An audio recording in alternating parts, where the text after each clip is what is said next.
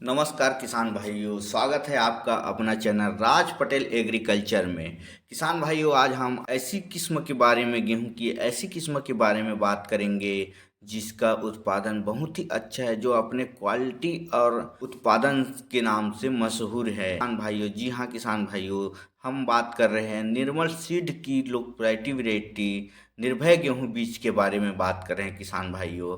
इसकी मुख्य विशेषता क्या क्या है किसान भाई, आइए आपको बताते हैं हम।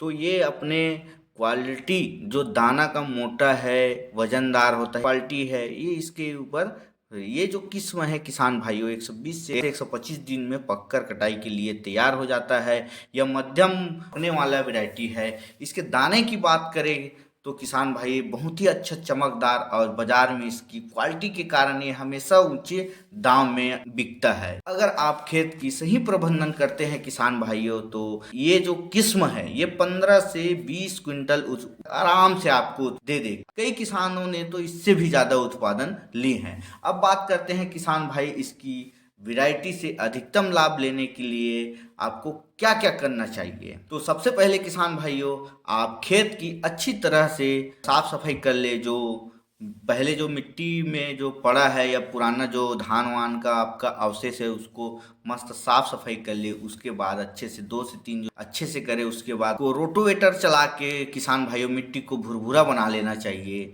इसके बाद किसान भाइयों, आपको इसका जो अब बुआई की बात करें तो किसान भाइयों, इसका जो सही समय है बुआई का, वो 5 नवंबर से लेके 30 नवंबर तक आपको बो देना चाहिए। अगर बात करें किसान भाइयों बीज दर की, तो इसमें 50 किलोग्राम बीज पर्याप्त होता है सही समय में बुआई के लिए। लेकिन अगर आप लेट करते हैं, पछेती बुआई करते हैं, तो आपको कम से कम 55 से 60 किलोग्राम बीज का उपयोग करना चाहिए।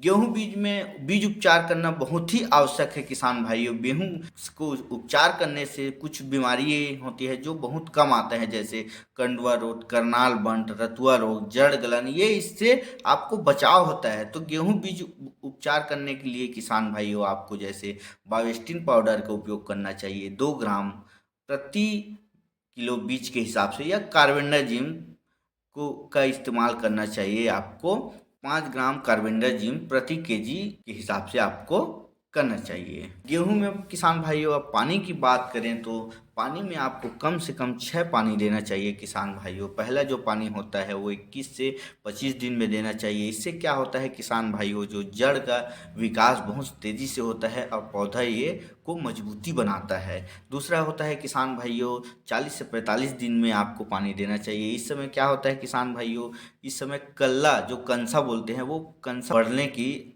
अवस्था में रहता है। इससे पानी देने से अच्छा कंसा आता है। तीसरा पानी है किसान भाइयों 60 से 65 दिन में देना चाहिए, जिससे पौधे की वृद्धि और तना को अच्छा मजबूत बनते हैं। जैसे गांठ बनने की अवस्थिति में इससे क्या होता है किसान भाइयों, पौधा मोटा होता है और तना अच्छा बनता है। चौथा पानी की बात करें तो किसान भाइयों 80 से 85 दिन में देना चाहिए। इस समय क्या होता है किसान भाइयों, दाना बनने की अवस्था होता है और इससे मजबूती आता है। और पांचवा पानी की बात करें किसान भाइयों, तो 100 से 105 दिन में देना चाहिए। क्या होता है किसान भाइयों, इस समय दूध भराना चालू हो जाता है, तो इस समय बहुत ही ज़रूरी है। और छठवां पानी की बात करें तो किसान भाइयों 115 से 120 दिन में देना चाहिए। क्या है, जो दाना है उसको अच्छा मोटा और सख्त करने के लिए छठवां पानी बहुत ही आवश्यक है। अब बात करते हैं किसान भाइयों, गेहूं में संतुलित मात्रा में अगर खाद क्या क्या देना चाहिए। तो गेहूं में किसान भाइयों सबसे पहले आपको डीएपी,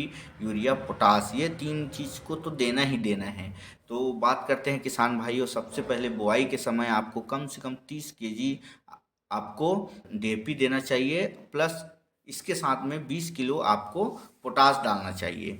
इससे क्या होगा किसान भाइयों कि आपका जर्मिनेशन भी बहुत ही अच्छा होगा, और जो रोग प्रतिरोध क्षमता को भी बढ़ा के देगा पोटास। और दूसरा खाद की बात करें तो किसान भाइयों, आपको यूरिया को कम से कम, जैसे पानी चलाएंगे दूसरा पानी, उसमें आपको देना चाहिए 30 KG urea plus 5 KG zinc, जिसमें जिंक में 5 kg जो जिंक आएगा उसमें 33% जिंक प्लस 15% सल्फर वाला आपको लेना है। इससे क्या होगा, जिंक डालने से आपका पौधा मस्त हरा भरा तंदुरुस्त होगा, उत्पादन में भी बढ़ोतरी होगा।